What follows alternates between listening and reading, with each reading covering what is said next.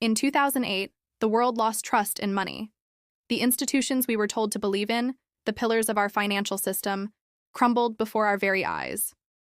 Banks closed their doors, markets crashed, and ordinary people paid the price for a game they were never invited to play. The silence in the streets was deafening, broken only by the sobs of those who had lost everything. But in the shadows of this global collapse, as trust turned to dust, a new idea was born. When the old system betrayed the people, a single anonymous figure began to write.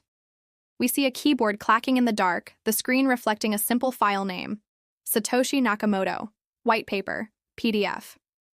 This wasn't just a document, it was a blueprint for a revolution.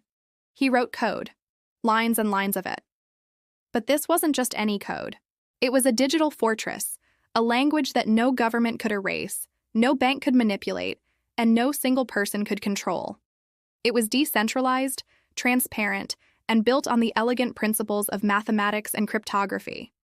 Out of this digital symphony of ones and zeros, a symbol began to emerge, forming in a soft 3D light, the Bitcoin logo.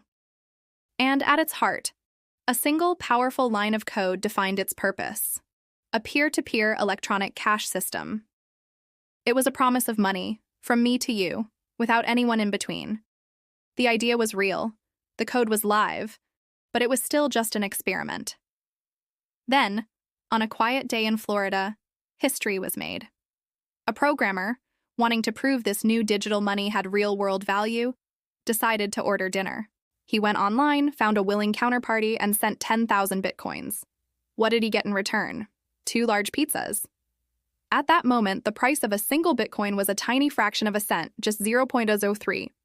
He paid 10,000 bitcoins for 2 pizzas. And with that simple, almost comical transaction, he made history. He proved that this digital token could buy something real. Of course, the world didn't immediately embrace it. Far from it. The mainstream media, the financial experts, the gatekeepers of the old world, they all laughed. On television screens and in newspaper columns, the verdict was unanimous. Bitcoin is a scam. It's a bubble. Digital money can't possibly work. It's just for criminals hiding in the dark corners of the internet. The sound of laughter echoed from conference halls and newsrooms. But they forgot one crucial thing. Every revolution starts as a joke, until it changes the world. While the world was laughing, a different kind of revolution was happening underground. In basements, garages, and warehouses across the globe, a new generation of pioneers was hard at work. They were the miners. The hum of computer fans and the buzz of electricity filled the air as men and women from all walks of life dedicated their machines to a single task: securing the network. They weren't digging for gold or diamonds in the traditional sense. They were using computational power to solve complex puzzles, verify transactions, and in the process, earn new bitcoins. They were digging for something far more valuable. They were digging for freedom. Then, slowly at first, and then all at once, the numbers started to change. The price began to climb. People who had mined a few coins out of curiosity or bought some for pennies started checking their digital wallets, their faces frozen in shock. The charts told a story of unbelievable growth. $100, $1,000, $10,000.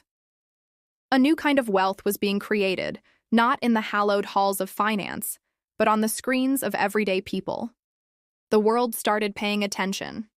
And on Wall Street, the laughter slowly turned to a quiet, nervous whisper. They started feeling fear. That fear echoed through the boardrooms of the world's biggest financial institutions. The old guard, the bankers in bespoke suits who had controlled the flow of money for centuries, were suddenly faced with an enemy they couldn't understand. "This Bitcoin thing must be stopped," they argued. "It's a direct challenge to our entire system." They saw not an innovation, but a threat to their power, their control, and their profits. But amidst the panicked shouts and frantic meetings, one man, observing the chaos, whispered a timeless truth. You can't stop an idea whose time has come. If they couldn't stop it with ridicule, they would try to stop it with force. Governments around the world began to react. Headlines flashed across screens. Bitcoin banned in China. New regulations proposed in the USA. Global crackdown on crypto. They tried to paint it as a danger to society, a tool for chaos. But the truth was simpler. They called it dangerous because they couldn't control it. Yet, the people understood. They took to the streets, not with anger, but with a unified message on their signs: money for the people. The movement was no longer just digital. It had a human voice. And then, the system was tested. The markets, fueled by fear and regulatory pressure, turned. The charts that had climbed so spectacularly began to fall. Bitcoin's price plummeted, dropping by over 80%. The media declared its death once again. "Bitcoin is dead," screamed the headlines. Traders panicked, selling off their holdings. Social media became a storm of despair and "I told you so's." For many, the dream was over. But every fall tested its believers, and it purified its purpose. We see a young investor, Alex, staring at his screen, tears in his eyes as he watches his portfolio evaporate. But he doesn't click sell. He whispers to himself, "I won't sell. This is bigger than profit." 1 year later, after the storm had passed and the dust had settled, a green candle appeared on the chart.